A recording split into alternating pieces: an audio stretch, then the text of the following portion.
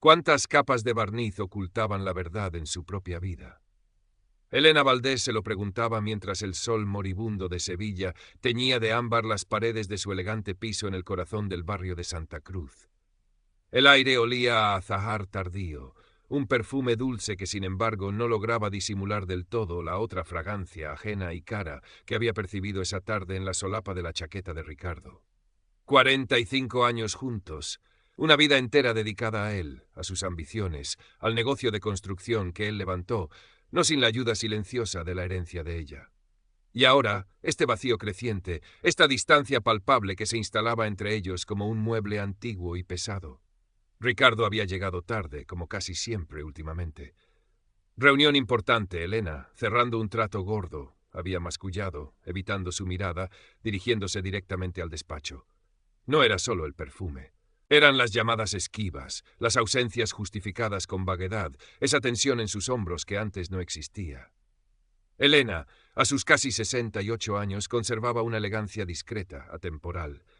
Sus manos, cuidadas pero con la huella invisible del trabajo minucioso que había abandonado décadas atrás, se crisparon sobre el damasco del sofá. Había sido una restauradora prometedora, especializada en pintura y mobiliario antiguo.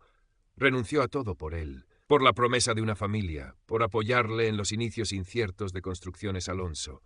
Un sacrificio silencioso, nunca reconocido, que ahora emergía como un dolor sordo. Esa misma tarde, mientras ordenaba unos papeles olvidados sobre la caoba del escritorio de Ricardo, un escritorio que, irónicamente, ella misma había restaurado años atrás como regalo, encontró un recibo. No era de la empresa. Era de Antigüedades Carmona, en Triana. El concepto, collar modernista exclusivo, pieza única. La cifra era astronómica. Elena sintió un escalofrío. Sabía con una certeza helada que ese collar no era para ella. La inquietud dio paso a una sospecha dolorosa, una grieta que se abría en los cimientos de su vida cuidadosamente construida. Los días siguientes, Elena se movió con una discreción aprendida en años de observar detalles, de buscar la verdad bajo capas de tiempo y pintura. Visitó Antigüedades Carmona. El local olía a cera vieja y a secretos guardados. Describió el collar con la precisión de quien conoce el valor de lo único. El anticuario, un hombre mayor de ojos astutos, dudó un instante. Sí, señora Valdés, admitió finalmente, quizás por lealtad a un cliente importante o por simple incomodidad. Lo vendimos hace unas semanas. Al señor Alonso, sí. No preguntó para quién era. No hacía falta. La confirmación visual llegó unos días después, navegando por Internet, buscando casi sin querer las noticias sociales de Sevilla. Una gala benéfica. Allí estaba Ricardo, sonriente, expansivo. Y a su lado, Sofía Morales, una interiorista joven llamativa que colaboraba a menudo con la empresa de Ricardo, y alrededor de su cuello inconfundible brillaba el collar modernista, la pieza única. Elena sintió que el aire le faltaba. La imagen se congeló en la pantalla, un testimonio digital de la traición. No hubo lágrimas inmediatas, solo una calma gélida, la calma que precede a la tormenta o a la meticulosa deconstrucción de una mentira. Esa noche esperó a Ricardo. Cuando él entró, dejando tras de sí ese rastro de perfume ajeno y la fatiga de una doble vida, Elena estaba sentada en el salón, la tablet sobre la mesita auxiliar mostrando la foto congelada. No necesitó hablar. Ricardo siguió su mirada, vio la foto, el collar. Su rostro pasó de la sorpresa a la irritación. «¿Qué es esto, Elena? Ahora me espías», intentó él, con falsa indignación. «El collar es precioso, Ricardo. Una pieza única», dijo ella, su voz sorprendentemente firme. Él intentó negarlo, luego minimizarlo. «Es solo una aventura, Elena. Algo sin importancia. Cosas que pasan». «¿Sin importancia?», repitió ella y por primera vez un temblor asomó en su voz. 45 años son sin importancia. Entonces la máscara de Ricardo cayó. La ira sustituyó a la incomodidad. ¿Y qué esperabas? Vivo aburrido, eres tan predecible, tan gris. Sí, estoy con Sofía y quiero el divorcio. La palabra cayó como un hacha. Te quedarás con el piso, te pasaré una pensión, suficiente para tus cosas. La humillación se sumó a la traición.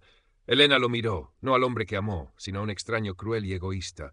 Sintió la devastación, pero bajo ella una brasa inesperada comenzó a arder, la resolución. Al día siguiente, con manos temblorosas pero voz firme, llamó a Berlín. «Mateo, hijo, necesito que vengas». No entró en detalles, pero su tono fue suficiente. Mateo Valdés, arquitecto, su único hijo, sintió la alarma a miles de kilómetros. Prometió tomar el primer vuelo. La llegada de Mateo fue un bálsamo y un catalizador. Escuchó a su madre, la abrazó mientras ella finalmente dejaba correr las lágrimas contenidas. Vio la foto, sintió la rabia crecer en su pecho. Intentó hablar con su padre, pero se encontró con un muro de arrogancia. Son cosas de mayores, Mateo. Tu madre y yo ya no funcionamos. Le he ofrecido un trato generoso. Generoso. La palabra resonó con amargura. Mateo, pragmático, empezó a pensar. Conocía la empresa de su padre, había trabajado allí algún verano. Recordaba la meticulosidad de su madre con las cuentas en los primeros años. ¿Tienes papeles antiguos de la empresa, mamá? ¿Facturas, proyectos? Elena, buscando en cajas olvidadas, encontró viejas carpetas. Mateo se encerró en el despacho que antes ocupaba su padre en casa.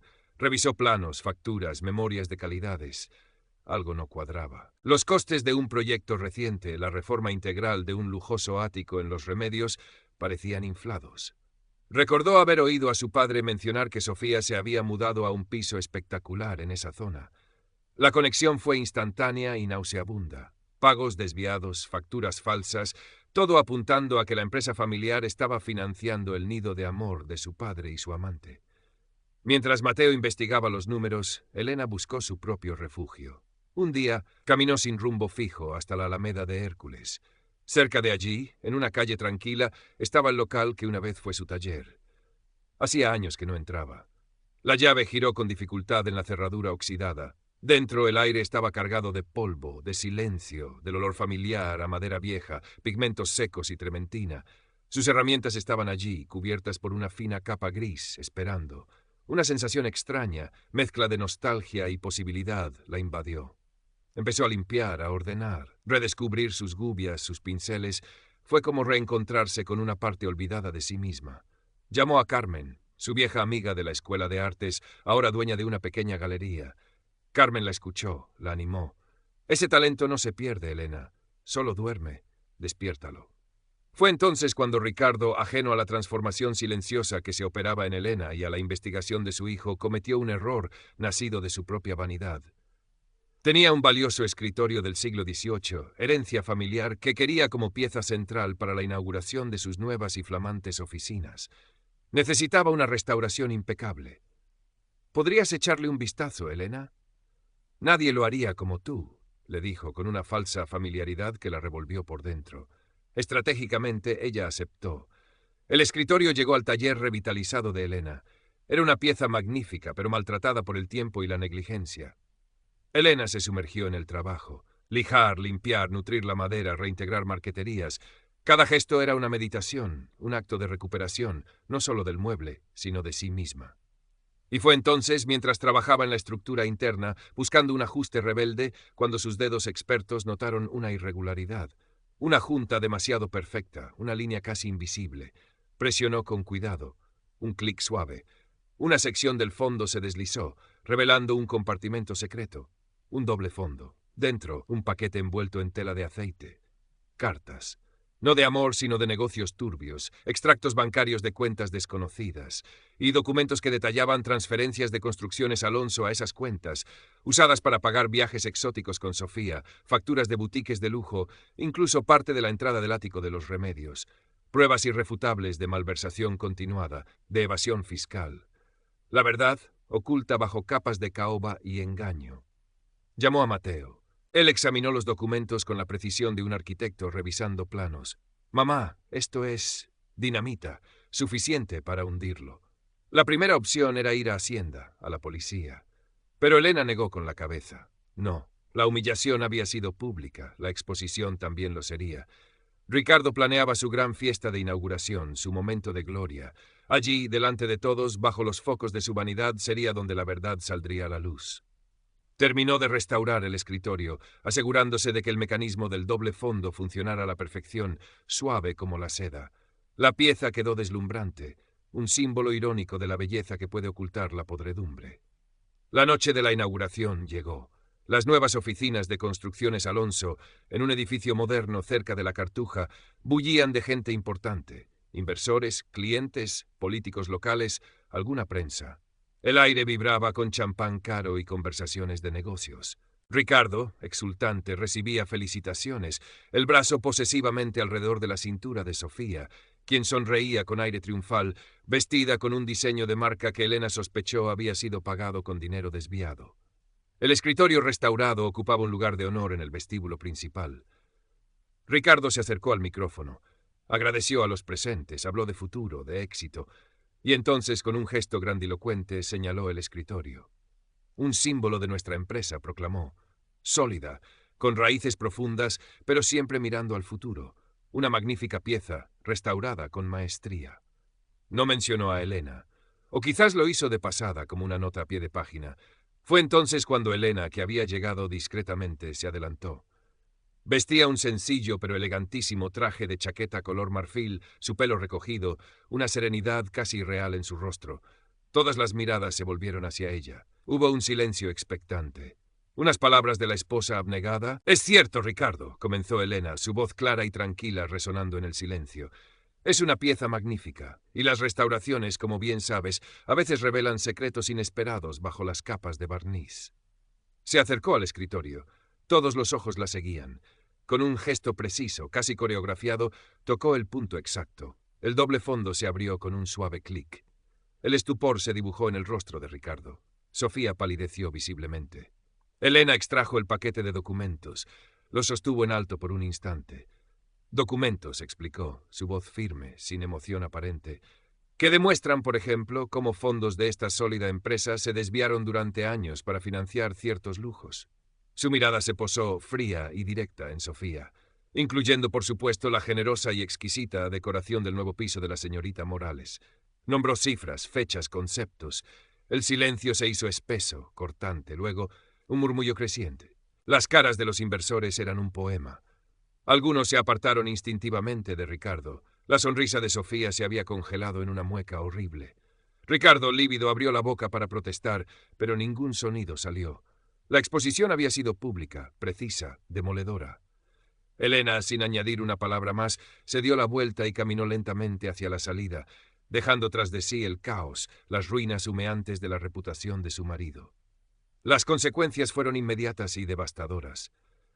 La noticia corrió por Sevilla como un reguero de pólvora. Inversores clave se retiraron esa misma noche. Socios antiguos exigieron auditorías. Los bancos cerraron líneas de crédito. Construcciones Alonso, el imperio de Ricardo, empezó a desmoronarse. Las investigaciones fiscales y judiciales no tardaron en llegar, impulsadas por las denuncias de otros afectados. Ricardo, enfrentado a la ruina económica y al ostracismo social, intentó un último y patético acercamiento. Se presentó en el taller de Elena cerca de la Alameda. Ya no vestía sus trajes caros, sino ropa arrugada, su rostro hinchado, la arrogancia reemplazada por una desesperación casi infantil. «Elena, por favor, ayúdame. Todo se hunde. Cometí errores, lo sé, pero...» Ella lo miró desde el umbral, el olor a disolvente y madera limpia creando una barrera invisible entre ellos. No había odio en su mirada, solo una distancia infinita. «Lo siento, Ricardo. Tus errores son tuyos. Nuestro tiempo juntos terminó hace mucho». Cerró la puerta con suavidad, pero con una finalidad absoluta. Sofía Morales desapareció de la escena. Su nombre se convirtió en sinónimo de oportunismo. Su carrera como interiorista, construida sobre contactos y favores, se evaporó. Perdió el ático de lujo y la vida que creía asegurada. Pasaron los meses. La primavera volvió a llenar de azahar las calles de Sevilla. El taller de Elena era ahora un espacio luminoso y lleno de vida. Viejos muebles recuperaban su esplendor bajo sus manos expertas. Había conseguido un acuerdo de divorcio justo. Las pruebas encontradas en el escritorio fueron determinantes, y Mateo se aseguró de que los abogados defendieran sus derechos, incluyendo la parte que le correspondía por la herencia que ella invirtió en los inicios de la empresa. Mateo la visitaba a menudo antes de regresar a Berlín, orgulloso de la fortaleza tranquila de su madre. «¿Y ahora qué, mamá?», le preguntó un día, mientras ella limpiaba un pincel con parsimonia. Elena sonrió, una sonrisa genuina que le iluminaba el rostro y borraba la arruga pensativa cerca de sus labios. «Ahora, Mateo, voy a hacer algo que llevo 45 años posponiendo. Me voy a Italia, Florencia, Roma, a reencontrarme con los maestros». La última escena la muestra sola en su taller al atardecer. La luz dorada entra por los ventanales, bañando las piezas en proceso.